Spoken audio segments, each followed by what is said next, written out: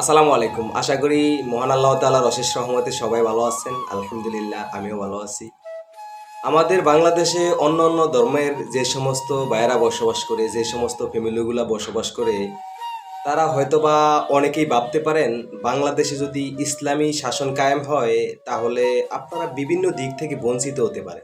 কিন্তু না, ইসলাম এমন একটি ধর্ম, কোরআনী শাসন এমন একটি শাসন ব্যবস্থা যেখানে একজন মানুষের পার্সোনাল জীবন থেকে শুরু করে একজন দেশের নাগরিক হিসেবে কোনো বিষয় থেকে তাকে বঞ্চিত করার কোনো সুযোগ নেই।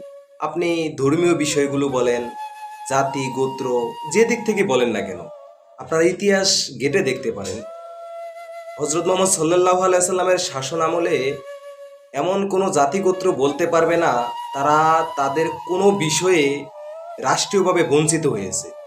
এমনকি আরও আপনারা আপনাদের সকল বিষয়ে সর্বোচ্চ সাপোর্ট পাবেন, অন্তত এতটুকু গ্যারান্টি দিয়ে আমরা বলতে পারি।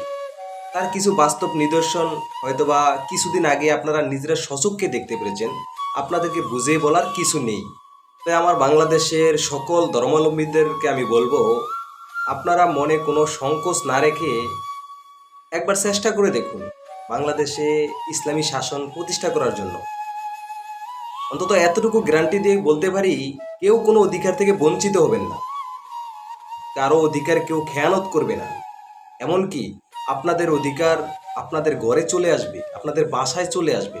তাই সর্বশেষ বলবো, বাংলাদেশে কোরআনী শাসন প্রতিষ্ঠা হোক, এটা তারাই চায় না যারা বর্তমানেও বাংলাদেশকে লুটে পুটে খাচ্ছে এবং মানুষের অধিকার থেকে বঞ্চিত করে নিজের পকেট ভারী করছে, এবং ভবিষ্যতেও যারা সাধারণ জনগণকে তাদের অধিকার থেকে বঞ্চিত করে নিজের পকেটকে ভারী করতে চায়।